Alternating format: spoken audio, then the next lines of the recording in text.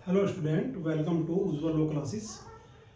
आज हम code of civil procedure के अंतर्गत ये धारा 27, 28, 29 जो कि समन के बारे में प्रावधान करती है और जिसकी प्रक्रिया का उल्लेख जो है आदेश 5 में के नियमों में बताया गया है। जैसे ही वादी जो है न्यायालय में प्रतिवादी के विरुद्ध वाद संस्थित करता है, न्यायालय का यह कर्तव्य है कि वो दोनों पक्षकारों की उपस्थिति में वाद की सुनवाई करे। तो सुनवाई के लिए जैसे ही वाद ये संस्थित कर दिया गया न्यायालय में, तो न्यायालय का कर्तव्य है कि प्रतिवादी को सुनवाई का अवसर दे और दोनों पक्षकारों की उपस्थिति में वाद का निर्णय करे। यही प्राकृतिक न्याय का सिद्धांत भी है। ऑडी अल्टरम पार्टम, यानी कि दूसरे पक्षकार को भी सुनो, उसको सूचना दो, जो यहाँ समन के माध्यम से जो सूचना दी जाएगी, जिसको कि विधिक भाषा में समन कहते हैं, और सूचना की तामील होने के पश्चात उसको अवसर दिया जाएगा जो कोड ऑफ सिविल प्रोसीजर में बताया गया है। उसके अनुसार वह न्यायालय में आएगा और वादी के वाद पत्र का उत्तर देगा और तब यह न्यायालय दोनों पक्षकारों को सुनने के पश्चात उस वाद में वादी के पक्ष में निर्णय दे सकता है या वादी का वाद खारिज भी कर सकता है सुनवाई के पश्चात, जैसी भी स्थिति होगी। अब धारा 27 कहती है कि प्रतिवादियों को समन, प्रतिवादियों या प्रतिवादी है एक तो एक को, और प्रतिवादी एक से अधिक है तो प्रतिवादियों को समन जो है भेजा जाएगा। यहां वादी का कर्तव्य है, यानी कि वादी खर्च जो है दाखिल करे और वाद संस्थित करने से, वाद संस्थित करने की तिथि से 30 दिन का, यानी कि संस्थित करने की तिथि से 30 दिन के लिए एक समन जारी करेगा प्रतिवादी पर। यानी कि तिथि मान लो 2/11/2023 है, तो यहां से 30 दिन का होगा, तो 1/12/2023 का समन जो इस प्रकार से निकालता है, यानी कि 30 दिन की अवधि का समन निकाला जाएगा न्यायालय द्वारा। और वहां समन निकालना आवश्यक नहीं है यदि वाद संस्थित करने की तिथि को प्रतिवादी न्यायालय में हाजिर है और वादी के दावे को स्वीकार कर लेता है, दावे को स्वीकार कर ले, तब जो है समन निकालने की कोई आवश्यकता नहीं होती। उसके बाद धारा 28 में बताया गया है कि अगर प्रतिवादी किसी अन्य न्यायालय के क्षेत्राधिकार में निवास करता है, मान लो दावा तो दायर किया गया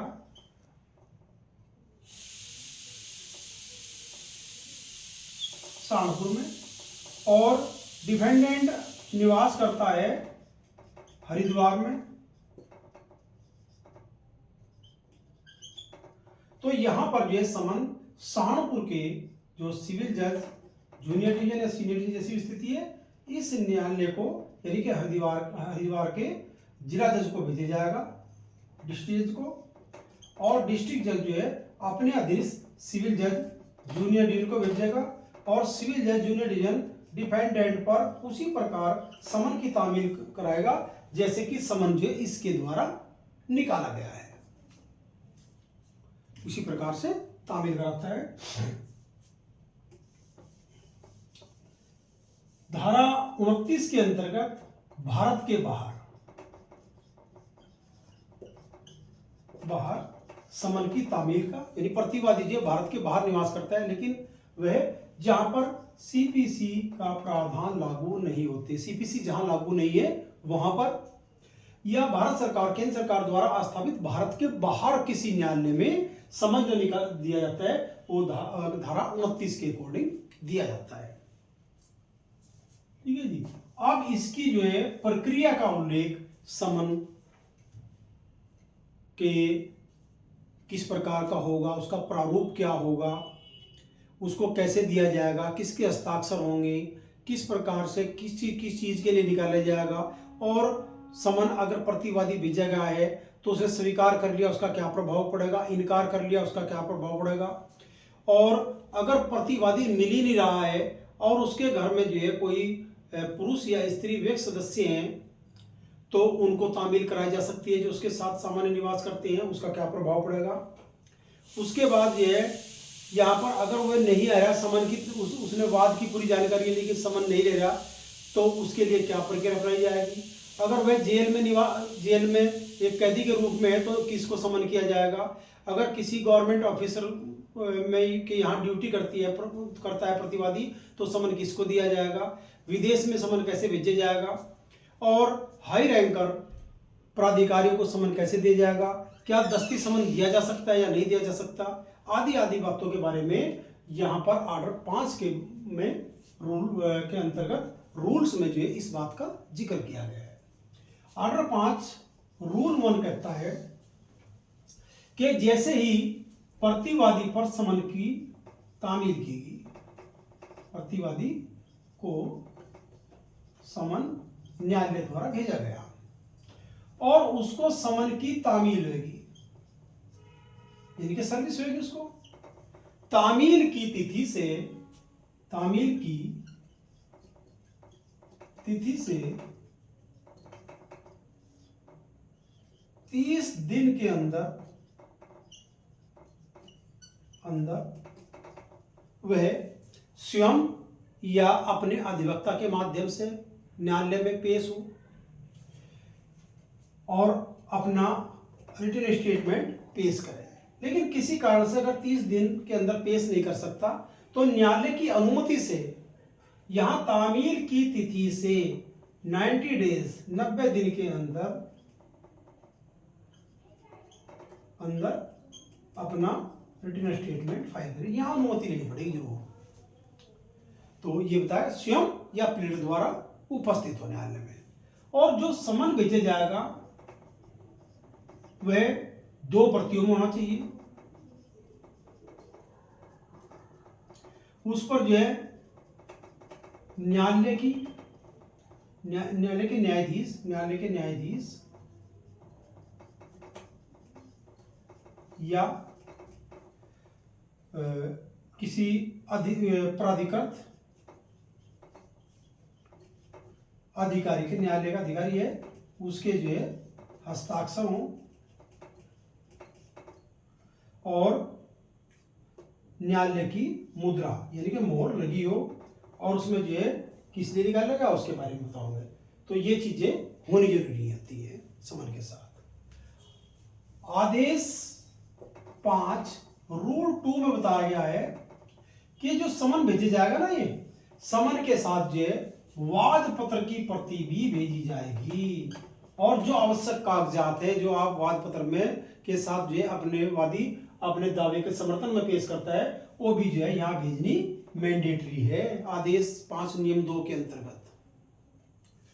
आदेश 5 नियम 3 के अंतर्गत न्यायालय को यह पावर है कि वादी और या प्रतिवादियों को पर्सनल अपीयरेंस के लिए बुला सकता है जब चाहे। जो समन जारी किया जाएगा आदेश 5 नियम 3 के अंदर, या वादी और प्रतिवादी को पर्सनली न्यायालय में हाजिर होने का आदेश दे सकता है। जब समन किसके लिए निकाला जाता है, ऑर्डर 5 रूल 5 कहता है कि समन जो है विवादकों के स्थिरीकरण के लिए,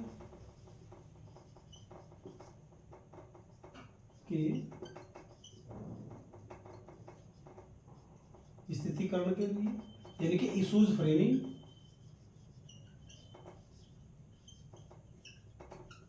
के लिए या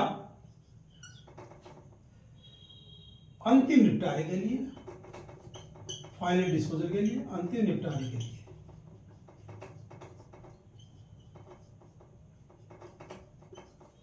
समन निकाला जाता है। सिविल केस में ये 2 समन निकलते हैं लेकिन इसका अपवाद है एससीसी कोर्ट। एससीसी कोर्ट में जो है लघुवाद न्यायालय में क्योंकि विवादक विरचित नहीं होते, इशूज फ्रेमिंग नहीं होती, तो वहां अंतिम निपटारे के लिए ही समन निकाला जाता है। ये बात जो है ऑर्डर 5 रूल 5 के अंतर्गत बताई गई है। ठीक है भाई, अब आगे चलते हैं इसके में।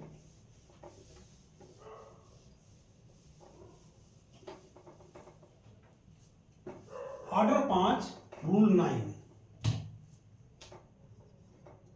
में समन के बारे में तरीका बताया गया कि समन जो है यहाँ पर मैनुअल भेजा जाएगा, रजिस्टर्ड डाक से भेजा जा सकता है। अगर उच्च न्यायालय ने इस प्रकार से प्राधिकृत कर दिया तो वहां पर जो है कोरियर सेवा द्वारा या फैक्स मैसेंजर द्वारा भी या ईमेल सर्विस द्वारा भी समन भेजा जा सकता है। लेकिन जहां जब तक ये नियम उच्च न्यायालय जिला न्यायालयों को लिए आदि नहीं बनाता, तब तक जो है समन सादा समन भेजा जाता है, सादा समन, और पंजीकृत डाक द्वारा समन भेजे जाते हैं। समन भेज दिए और प्रतिवादी ने समन ले लिया या समन ले लिया तो समन की तामील होगी, सर्विस होगी, क्योंकि उसको जानकारी देना है कि आपके विरुद्ध जो वादी ने कोई बात जो है न्यायालय में संस्थित कर रखा, इस बात की जा रही है और आप जो है वहां डिफेंस कर सकते हो। यदि प्रतिवादी को समन तो मिला लेकिन लेने से इनकार कर दिया। अगर समन लिया तो एक प्रति जो है, दो प्रति जो में होता ना, तो दो प्रति में से एक प्रति जो है इस प्रकार से प्रतिवादी को दी जाएगी। एक न्यायालय इसमें इंडोर्समेंट करेगा कि मैंने एक किता समन प्राप्त कर लिया, यहाँ इंडोर्समेंट कोर्ट में चल जाएगा, तो ये सर्विस हो जाएगी कि हाँ प्रतिवादी को समन मिल गया। अगर नहीं लेता, यहाँ इनकार करता है, तो तब भी क्या नाम यहाँ लिख देगा कि प्रतिवादी ने समन लेने से इनकार कर दिया, तो वो भी सफिशिएंट। तो दोनों परिस्थितियों में पर्याप्त तामील यानी कि सफिशिएंट सर्विस मानी जाती है। एक चीज है ऑर्डर 5 रूल 9 के सब रूल 5 के परंतु में प्रोविजन दे दिया कि अगर पंजीकृत डाक प्रतिवादी को भेज देगी,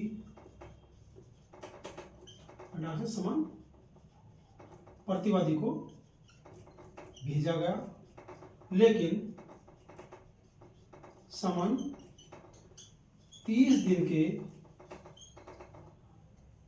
अंदर न्यायालय को प्राप्त नहीं हुआ तो यहां पर जो है न्यायालय सफिशिएंट सर्विस मांग सकता है।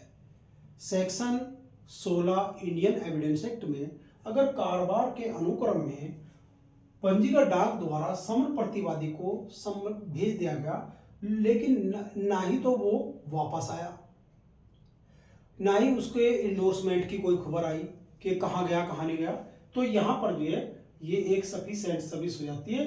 30 दिन के अंदर अगर न्यायालय को प्राप्त ना हो तो वहाँ पर्याप्त तामील मानी जाती है। मे प्रज्यूम है, सेक्शन 114 एविडेंस एक्ट के अंदर मे प्रज्यूम मानी जाती है। न्यायालय का विवेक है मान्य ना मान्य।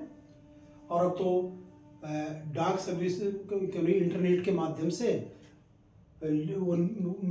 स्टेटस निकलवा लेते हैं, स्टेटस न्यायालय में दाखिल कर दे तो न्यायालय उसको सफिशिएंट सर्विस मान सकता है कि प्रतिवादी को समन की तामील होगी। ठीक है जी। उसके बाद आते हैं हम आदेश 5 नियम 15 के अंतर्गत। ये भी इंपॉर्टेंट है। 15 में ये है कि प्रतिवादी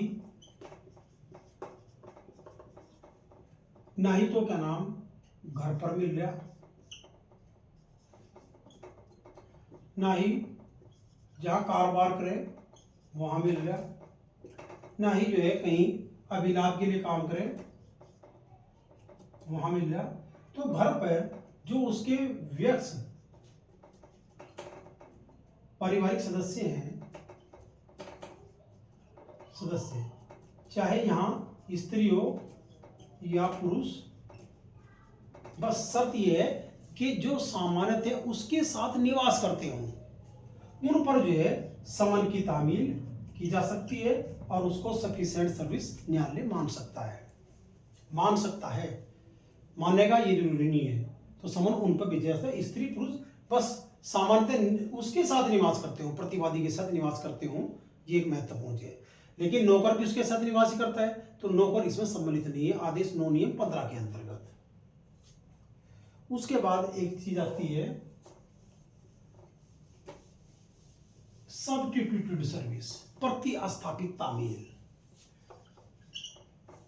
प्रतिवादी को बार बार समन भेजेंगे। प्रतिवादी को इस बात की जानकारी है कि न्यायालय में उसके विरुद्ध वादी ने एक वाद संस्थित किया हुआ है, लेकिन जानबूझकर वह उसको लिंगर ऑन कर रहा, जानबूझकर उपेक्षित कर रहा, समन की तामील अपने पे नहीं होने दे रहा किसी भी उससे। तो वहां एक ही उपाय है कि वादी जो है न्यायालय में प्रार्थना पत्र देगा कि इस पर जो है प्रतिवादी पर प्रतिस्थापित तामील कराई जाए। अब प्रतिस्थापित न्यायालय अगर उससे प्रार्थना पत्र से संतुष्ट हो जाता है तो वहां वे प्रतिस्थापित तामील का आदेश दे सकता है। प्रतिस्थापित तामील का आदेश दे सकता है। अगर आदेश दे दिया तो क्या होता है इसमें, तो यहां न्यायालय आदेश देता है कि न्यायालय परिसर के सहज दृश्य स्थान पर, सहज दृश्य स्थान पर समन की तामील की जाए। नंबर 1, उस मोहल्ले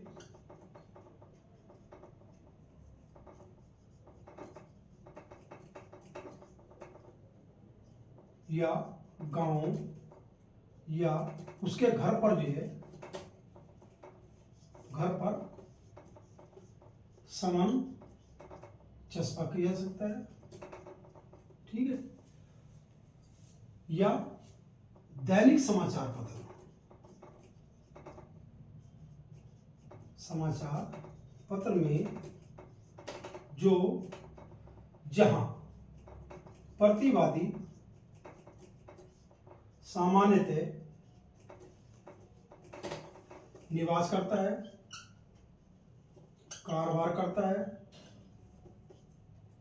या अभिलाभ के लिए स्वयं काम करता है, उस दैनिक समाचार में उसका प्रकाशन करा सकता है।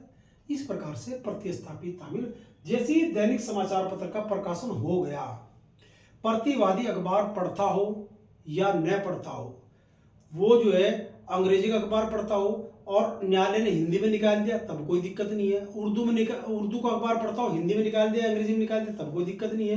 वो अमर उजाला पढ़ता है लेकिन ये दैनिक जागरण निकाल दिया तो ये कोई दिक्कत नहीं है। हिंदुस्तान में निकाल दिया, वो दैनिक जागरण पढ़ता है, इससे कोई दिक्कत नहीं है। यहाँ पर अगर सफिशिएंट सर्विस न्यायालय ने मान ली और उसको वाद को एक्स पार्टी कर दिया और प्रतिवादी आया कि सर मैं तो इस अखबार का पाठक ही नहीं हूं जिस अखबार में समन की तामील कराएगी, प्रतिस्थापित तामील कराएगी, तो ये जो है एक्स पार्टी डिग्री को सेटिसाइड करने का एक आधार नहीं हो सकता।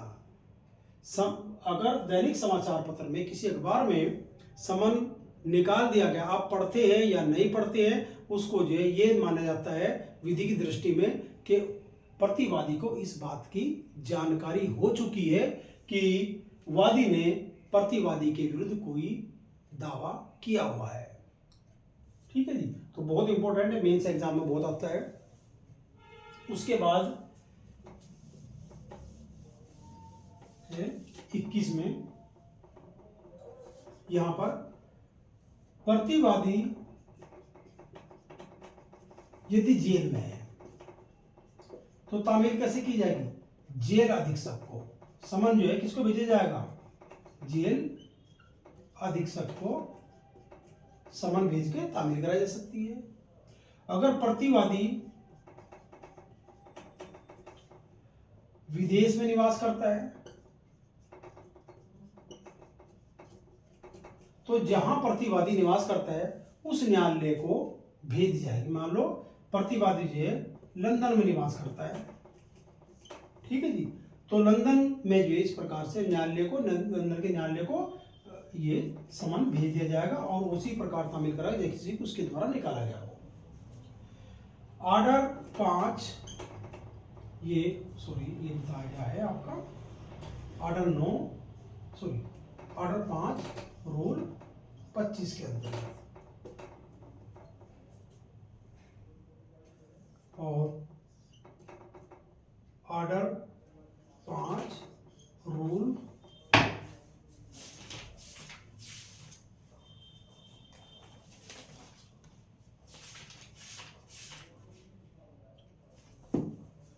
30 में जो है यहाँ पर जो हाई रैंकर होते हैं, जैसे राष्ट्रपति हो गया, राज्यपाल हो गया, आदि को यहाँ पर समन नहीं भेजा जाता, यहाँ पत्र भेजा जाता है उनको।